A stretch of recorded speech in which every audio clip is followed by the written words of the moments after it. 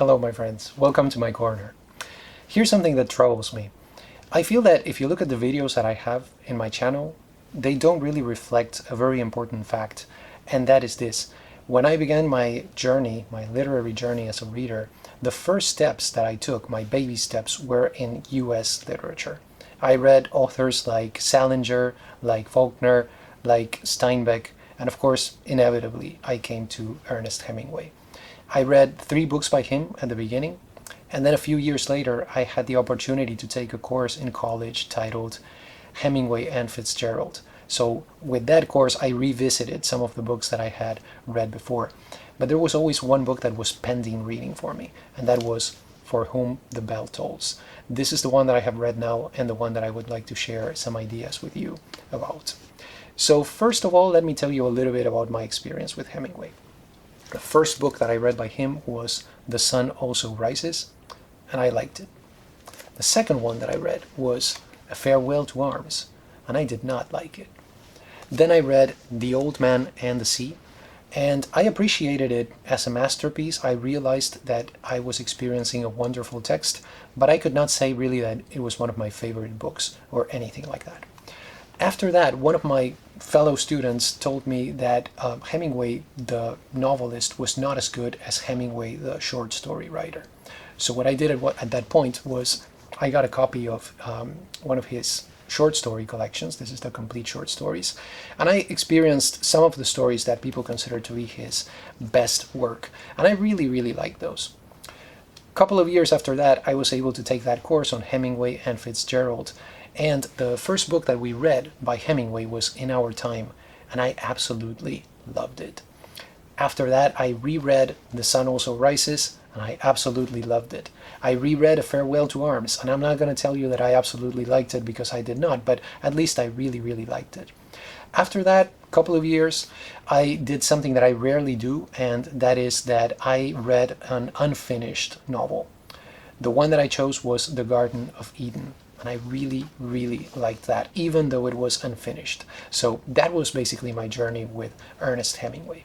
Also, here's another thing. When I was 20 years old and I had the opportunity to visit Chicago, I stopped by Hemingway's childhood home, which is located in Oak Park, Illinois.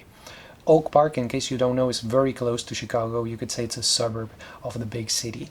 And they have a museum and one of the homes of Ernest Hemingway. It was in the summer. I still remember the day because it was really, really hot.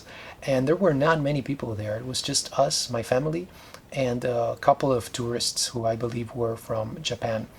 I also remember that there was a writer in residence at the attic of Hemingway's house working on a novel, I think. And by the way, you know, the wallpaper of the attic was just one of the most horrible wallpapers I have ever seen in my entire life.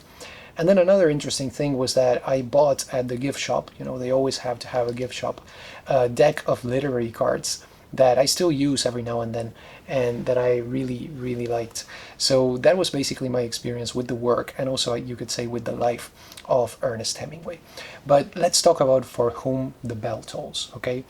The first thing that I heard about this novel was the song by Metallica, and I highly recommend the song and the album. This is very, very good. I believe this to be Metallica's best album. The second thing that I heard about For Whom the Bell Tolls was that this was Ernest Hemingway's masterpiece. And I always wanted to check that statement, you know, by reading the novel. I just kept putting it off, even though I have had this copy of it for ages. And it was only now that I finally read it. This novel was published in 1940, so that means that it was right after the Spanish Civil War, which is, as you may know, the context for this text. And this is Ernest Hemingway's 4th novel. It comes right after To Have and Have Not, a novel that was criticized a lot by the critics, and right before Across the River and Into the Trees, another novel that received negative criticism. It is 470 pages long, so that makes it Ernest Hemingway's longest novel. Let me tell you a little bit about the story, okay? This is the story of Robert Jordan, who is an American professor of Spanish from Montana, and he is fighting alongside a unit of guerrilla fighters in the Spanish Civil War against the fascists. He has a current mission, and that is to blow up a bridge. Now, towards the beginning of the novel, very soon after we start reading, he meets Maria, and the two of them seem to fall in love at first sight. And that's a good question for us. Okay, question for the discussion. Is love at first sight possible? What do you think about that? Let's get a discussion started on this. So the novel covers 3 days in the life of Robert Jordan and his fellow guerrilla fighters. There are a handful of important flashbacks throughout the story, and the story actually opens in medias res, because at the moment when we start reading, when Robert Jordan is lying on pine needles in the floor, before that, something very important has happened, which is the blowing up of the train. And after that, we expect something important to happen, which is the blowing up of the bridge. We wonder if this is going to happen, if it is going to be successful, etc., etc. That is what keeps us reading, basically. There are many important characters in this novel, but I wanted to mention 3 of them, other than the ones that I have just mentioned. First one is Anselmo. He's described as an old man, and he is Robert's companion, Robert's guide, okay? So a very close relationship develops between them. This is a very common trope, actually, in American literature. If you think about it, you have that in Moby Dick, you have it in Of Mice and Men, in On the Road, The Adventures of Huckleberry Finn. You can look throughout US literature, and you can find this idea of the friendship between men. Then we have the character of Pablo, who is the leader of the guerrilla fighters, but not really. He is perceived and presented to us as gloomy, as maybe a liability, maybe a character who's going to cause trouble. And then last but not least, I saved the most important for last, we have Pilar. Okay, she is the actual leader of the guerrilla fighters. She is a very strong, stoic, brave woman. Not a manly woman. Okay, I think we should not fall into that trap of calling her a manly woman. She is a feminine woman who's very strong, and at the same time she is also caring. She is also sensitive. And very important, look at her name, right? Pilar, so pillar, something very strong. And also Pilar was the name of Hemingway's fishing boat and a nickname for his second wife. So we have here a name that is very, very close to the author. Now, the first thing that I noticed about For Whom the Bell Tolls as I was reading the novel, and even if you just flip the pages, is that there is a lot of dialogue here. Okay, we're talking about the style. This makes it a very quick read. Even though we are talking about 470 pages, it is a very quick read because of that dialogue-driven type of narrative. And if you look at the dialogue, I love it because it's just vintage Hemingway. Okay, the characters reveal themselves wonderfully through the dialogue, and it also really pushes the narrative forward.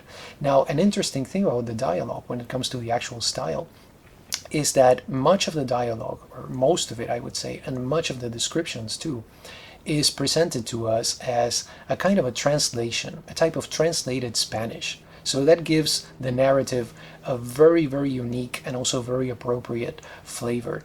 And you're also going to find throughout the text many words in Spanish. And this is something that I was really happy about. They are, for the most part, I would say 95% of the time, spelled correctly and with the accent marks in the right places. So that is something that as a native speaker of Spanish, I really appreciate. The descriptions are brilliant. Okay, let me share with you a description that is not very important, and I'm choosing one that is not important on purpose, because sometimes, if we focus on the important passages, then of course they're going to be great. But what if you just describe something, right? For example, the characters when they are eating. Robert Jordan wiped up the last of the sauce in front of him with a piece of bread, piled the rabbit bones to one side, wiped the spot where they had been for sauce, then wiped his fork clean with the bread, wiped his knife and put it away and ate the bread. He leaned over and dipped his cup full of wine, and the girl still watched him. So look at this. We have this girl who is just absorbed by watching this guy while he is eating. A very simple thing, but presented to us in such a vivid way by that vintage Hemingway style. I want to look at 2 important themes. There are many of them, but there are 2 of them that I want to highlight. And the first one is this idea, to kill or not to kill. Okay, if you look at chapter 3 specifically, there's a very long discussion, I'd say philosophical discussion about killing. And we have 2 important characters here. On the one hand, we have Robert Jordan, of course. He does not like killing, but at the same time, he's not troubled by it. He basically sees himself and his comrades as instruments at the service of the cause. Okay, so you could say that maybe he is self-effacing in a way, and that's why it doesn't really trouble him, even though killing itself is not something that he finds to be enjoyable. And then on the other hand, we have Anselmo, who, remember, is his guide and his companion. He really is troubled by killing, and he is just plagued by a sense of guilt. He says that even without God, right, even if we get rid of the notion of God, there is still a need for atonement. So there you have the two poles, I guess you could say, when it comes to this idea, because killing is really one of the major themes of the novel. And they talk about killing, this is interesting, in chapter 3, both in regard to animals and in regard to human beings. So that's one of the themes. The other one that I thought to be important is the Hemingwayan hero. This is almost a mandatory topic that we need to discuss if we are talking about Hemingway. I mentioned before the novel To Have and Have Not, and I told you that it was kind of, received negatively by the critics. But regardless of that, regardless of the fact that many people consider To Have and Have Not to be Hemingway's poorest novel, there is something very important that happens in this novel, and that has to do with the development of the Hemingwayan hero. So it is in To Have and Have Not that the hero begins to find purpose by putting others before himself. Okay, so that is a very, very important step forward. This is basically one of the ways out of the prison of the self, one of the ways out of pointless suffering. And For Whom the Bell Tolls, because it came after To Have and Have Not, is really the epitome when it comes to that type of portrayal of the Hemingwayan hero. And this is, of course, directly related to the epigraph to the novel from that meditation by John Donne. The epigraph that says, "No man is an island," right? Every man is a piece of the continent. Any man's death diminishes me because I am involved in mankind, and therefore never sent to know for whom the bell tolls, it tolls for thee. The epigraph here is perfect. The title of the novel, if you ask me, is perfect. And a while ago, a few days ago, I shared with you some ideas on Jean-Paul Sartre, and I was telling you that one of the ways that Sartre saw as maybe options, for us to give meaning and to give a purpose to our lives were two of them mainly. We had art or we had action. And you can say that Robert Jordan chooses action. He chooses commitment. He has only one fear, and that is described to us in page 91 of the novel. And he says the most important fear, just one fear, only of not doing my duty as I should. So duty, the concept of duty is very important to him, and it's one of the things that drive him in this novel. I want to say a couple of words about objectivity, okay, because I think that is one of the great virtues of this novel. Hemingway portrays these guerrillas who are fighting against the fascists, but he does not present them as larger than life, heroic, perfect figures. Okay, these are human beings. They are real human beings who have many flaws. Okay, a great example of what I mean you can find on chapter 10, where we read about the brutal killing of the prisoners who are considered to be fascists, and these include a mayor and a priest. And when this is described, you can tell that the whole episode is something that many of the characters who were even involved in it are just not proud of. So it shows really the brutality that human beings are capable of, regardless of their political stance. This is something that all human beings are capable of, unfortunately. And also, going with this idea of objectivity, I found on page 163 a moment when Robert is questioning things and just thinking. There are many moments of introspection throughout the novel. And at one point he asks himself, was there ever a people whose leaders were as truly their enemies as this one? So you can tell there what I'm saying when I say that this is quite an objective novel also. I also thought another important concept here when talking about the novel has to do with details. And as I was reading it, especially in some parts, I was asking myself whether I was not being given too many details, okay, especially in those parts of the novel when nothing important seems to be happening. And I wondered, is Hemingway really overwriting here? Is that one of the reasons why For Whom the Bell Tolls is a longer novel than the previous ones? And I came to the conclusion that that is not really the case, okay, because war, if you think about it, is about fighting, but it is also largely about waiting, okay? And Hemingway gives us a description of those moments too, not only of the action, but of the endless waiting writing and the conversations that happen in those moments. And those conversations also tell us a lot about the characters. This is one of those novels where you finish reading and you feel like you have met these people and that they are real people, because Hemingway really puts us there with the fighters. Okay, this is a novel of great realism. So I feel that the details and the physical length, the number of pages of the novel, are really justified. And that brings me to another feature that is a salient feature of Hemingway's prose, and that is its simplicity. Now, if you're a writer, you know that simplicity is one of the most difficult things to achieve. This is one of the greatest paradoxes of the art of writing.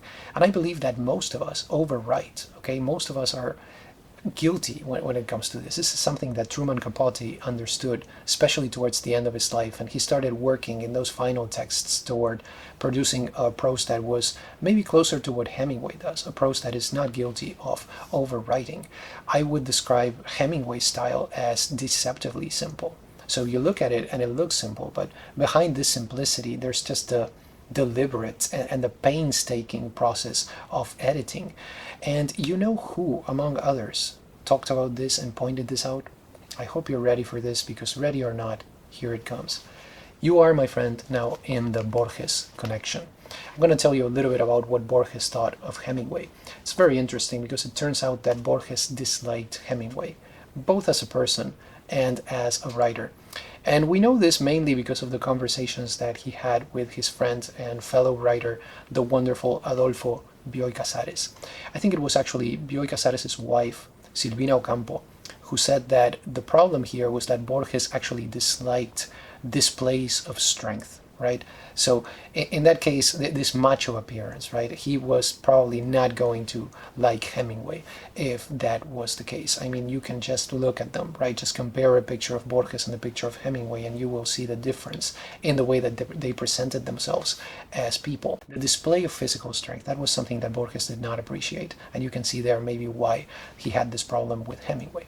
However, in this great little book, The Introduction to North American Literature by Jorge Luis Borges and Esther Semborain, they give Hemingway the space that he deserves when it comes to describing what he did for US literature, right? Now, most of the information that they provide here is either biographical or bibliographical. It's just a description of the works and everything. But I wanted to share with you the last little paragraph here. And this is what Borges and Semborain say.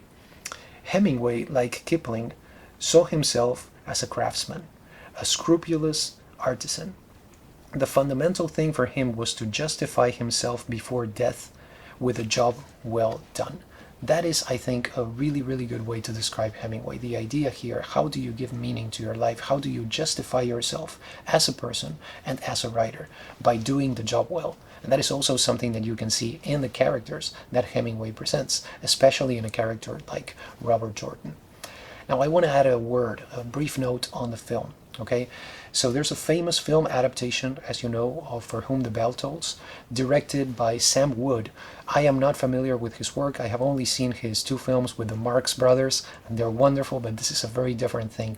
And the movie came out in 1943, so it was adapted very, close to the date of the release of the novel. As you know, it stars Gary Cooper as Robert Jordan and Ingrid Bergman as Maria. The movie was actually nominated for many Academy Awards, 9 of them actually, including the Best Picture Academy Award, but it only received one of them for Katina Paxinou as Pilar. She did a wonderful job and she received an Oscar for Best Supporting Actress. I think it was a very well-deserved award in this case. Now, if you look at the movie, of course, the casting is problematic when you consider the context and the actors who were cast, but I think that almost goes without saying at the time period when we are talking about, the 1940s. But here's something interesting that happened to me beyond all of these details. I really loved reading the story, but I did not really enjoy watching it. You know what I mean? It's just something really strange that happened to me. The film presents the same story. The film doesn't drag, it doesn't rush either. It's just a very good adaptation.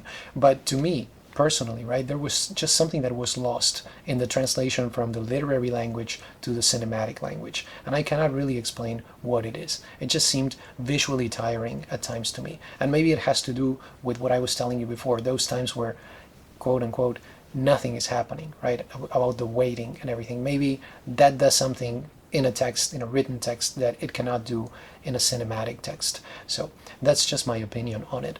But something that I thought that was very well done in the movie was the scene of, as they call it here in the back cover description of the novel, El Sordo's last stand. So the last battle of this character of El Sordo, who's a very important character, by the way. If you look at it in the novel and in the film, that last battle of El Sordo happens exactly where the climax would be. If you look at that good old Freytag's pyramid, right? This is chapter 27 in the novel. So it's right there where the climax happens. And if you ask me, one of the reasons for that is because this battle really is the epitome of the novel. If there's one chapter that exemplifies the kind of fighting, in all its heroism and in all its misery that is being presented to us, then I would say that El Sordo's Last Stand, chapter 27, is really, really the part that describes the novel and that represents the novel best. So, bottom line, I do believe that For Whom the Bell Tolls is Hemingway's masterpiece. Now that I have read his most important novels, he was just at the height of his powers right here. The story is excellent, the style, the characters, it's just a job that is very well done. This is something that Hemingway would have appreciated. I think that he justified himself, as Borges and Semborain put it, with this novel. It also combines two great themes in a beautiful way that Hemingway was very close to, that is war and that is love. Okay, so the two of them are very, very well combined in this one. I would say in a more satisfying way than they are in A Farewell to Arms. I can understand why A Farewell to Arms is more popular and more accessible maybe to readers, but I think that For Whom the Bell Tolls is superior in the characters and also, very importantly, in the portrayal of the development of that Hemingwayan hero. So those are some of the reasons why I think this is a great novel. So what I would say is, to somebody who's about to explore Hemingway, I would recommend basically his longest work, his longest novel, and also his shortest work, or his novella, The Old Man and the Sea. I think if you read these two, you have a great idea what Hemingway is like, and then you can move on to the other ones. Then after those, I would move on maybe to The Sun Also Rises. That is one of the Hemingway novels that I read with the most pleasure, but I do realize that For Whom the Bell Tolls and The Old Man and the Sea are more important, if you will. And actually, this has to do directly with the citation for the Nobel Prize, something that I forgot to share with you before. So the Nobel Prize in Literature for 1954 was awarded to Hemingway, quote, for his mastery of the art of narrative, most recently demonstrated in The Old Man and the Sea, and for the influence that he has exerted on contemporary style. So you have the importance of style right there. And also The Old Man and the Sea, not as the reason why they gave him the prize, but as an example of what Hemingway can achieve with that style. And I think it's the same kind of wonderful style that you see in For Whom the Bell Tolls. So do you have any questions, comments, recommendations, recipes? Those are my 2 cents on For Whom the Bell Tolls, Ernest Hemingway's masterpiece. Thank you so much for stopping by, and have a wonderful day.